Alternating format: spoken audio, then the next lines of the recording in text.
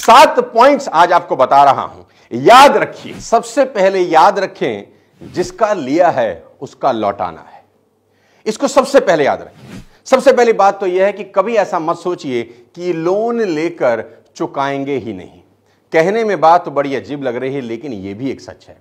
कुछ लोग तो मजबूरी की वजह से लोन नहीं चुका पाते, लेकिन कई लोग कलाकार हैं, शर्म को साइड में रख देते हैं। जिससे कर्ज लिया उसके आगे बहाने बनाएंगे, उसकी 2 बातें सुन लेंगे, फिर उसका फोन उठाना बंद कर देंगे। बैंक से लोन लिया है तो नोटिस से बचेंगे। इनकी इंटेंशन ही नहीं होती कर्ज चुकाने की, बस कमाने का आलस है तो लोन ले लो और ऐसी ही जिंदगी चलाते रहो। इधर का पैसा उधर, उधर का पैसा इधर। यानी बेसिकली, बुरा मत मानिए, गलत शब्दों में हरामखोर टाइप के लोग हैं। हाँ, यानी फालतू फंड में खाने वाला, ऐसा पैसा जो गलत है, धर्म में जिसकी मनाही है। बाइबल में ऐसे व्यक्ति को विक्ट भी कहा गया है, यानी दुष्ट, जो कर्ज लेता है लेकिन चुकाता नहीं। अगर आप ऐसे हैं तो प्लीज हाथ जोड़ के विनती है, थोड़ी खुददारी लाइए, जिनका लिया है लौटा दीजिए। Point number 2, loan for need और डिजायर। यानी जब आप लोन लेने गए तो क्यों गए, सोचिए। क्या लोन लेना जरूरी था? इस सवाल का सिंपल सा जवाब है कि लोन लेना तभी जरूरी है जब जरूरत के लिए लिया जाए, डिजायर के लिए नहीं। रोटी कपड़ा मकान शिक्षा सेहत रोजगार, ये जरूरतें हैं। आपको कॉलेज में एडमिशन के लिए लोन लेना चाहिए तो ठीक है, लेकिन लोग फॉरेन ट्रिप के लिए लोन ले रहे हैं। पूरा का पूरा परिवार जा रहा है घूमने ईएमआई पे। महंगे आईफोन के लिए लोन ले रहे हैं। सैलरी 30,000 की और हाथ में आईफोन 14 प्रो चाहिए। मुझे तो समझ में नहीं आता कि ये हो क्या रहा है। मैं नहीं कह रहा कि ख्वाहिशें नहीं होनी चाहिए, लेकिन ख्वाहिशों के लिए लोन कभी नहीं लेना चाहिए, मेहनत करनी चाहिए। आपको 10,000 15,000 रुपए के फोन की जरूरत है, लेकिन 1 लाख का फोन आपकी ख्वाहिश है।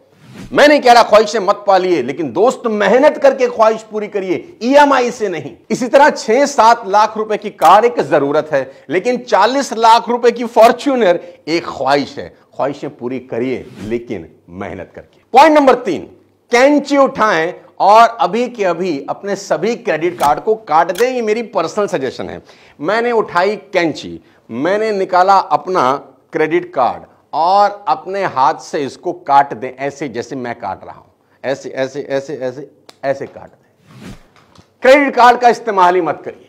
अगर अभी भी इस्तेमाल कर रहे हैं तो सबसे पहले क्रेडिट कार्ड का जो डेब्ट है उससे बाहर निकलिए। जितना जल्दी हो सकता है उतना जल्दी निकलिए। याद रखें, सर पर अननेसेसरी कर्ज नहीं रखना, चाहे कुछ भी हो जाए।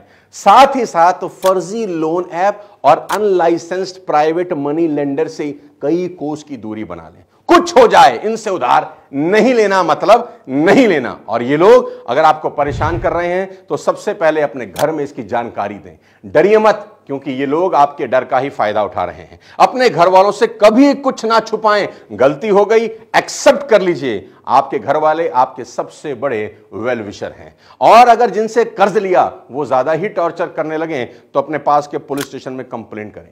जीवन से बढ़कर कुछ नहीं होता दोस्त। गलत फैसला कभी ना लें, क्योंकि लोग कभी कभी टॉर्चर सहकर सुसाइड तक कर लेते हैं। ऐसा कभी ना करें। अपने परिवार को बिठाकर बता दें सारी की सारी बात, टेंशन खत्म हो जाएगी। पॉइंट नंबर 4 आपको बता देता हूं। बैंक लोन लेते हुए यह देखिए कि लोन आपकी सैलरी का एक मेजर हिस्सा तो नहीं खा रहा। अगर आपकी कमाई का एक बहुत बड़ा भाग लोन की ईएमआई में जा रहा हो तो ऐसा लोन कभी न लें। और आपको कभी कोई हेल्थ इमरजेंसी हो जाए तो उसके लिए एक कंटीजेंसी फंड जरूर बनाएं। बच्चों की हायर एजुकेशन के लिए और अपनी रिटायरमेंट के लिए भी सेविंग करना बहुत ज्यादा जरूरी है। यह नहीं होना चाहिए कि हर महीने सैलरी आई, प्रॉफिट आया और खत्म हो गया, कई सालों के बाद भी कोई सेविंग नहीं। बचाने की आदत डालें, कर्ज की शायद जरूरत ही ना पड़े। सैलरी या प्रॉफिट जैसे ही हो उसका एक निश्चित परसेंटेज 10% और 15% तुरंत एक दूसरे अकाउंट में ट्रांसफर कर दें, जिसको कभी हाथ ना लगाएं। आप देखेंगे कुछ सालों के बाद आपके पास एक अच्छा खासा फंड होगा। पॉइंट नंबर 5, इंपल्सिव बाइंग से हमेशा बचें। कोई चीज दिख गई, पसंद आ गई तो यह नहीं झट से खरीद लिया। जब भी अचानक कुछ खरीदने का मन करे तो 1-2 दिन थम जाएं, रुक जाएं। क्या पता तब खरीदने का मन ही ना करे और आपको अच्छा लगे कि बेकार का खर्चा नहीं किया। खरीदने का निर्णय तुरंत कभी ना लें और क्रेडिट कार्ड से तो बिल्कुल भी नहीं। पॉइंट नंबर 6, दोस्तों, अगर कभी लोन लेना भी है तो अपने फाइनेंसेस का हमेशा सही से हिसाब किताब रखें।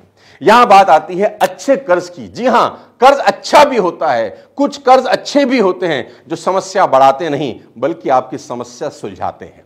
अच्छा कर्ज यानी वह कर्ज जो जरूरत के लिए है, लग्जरी के लिए नहीं, और वह भी तब जब आपके पास रीपेमेंट का प्रॉपर प्लान हो।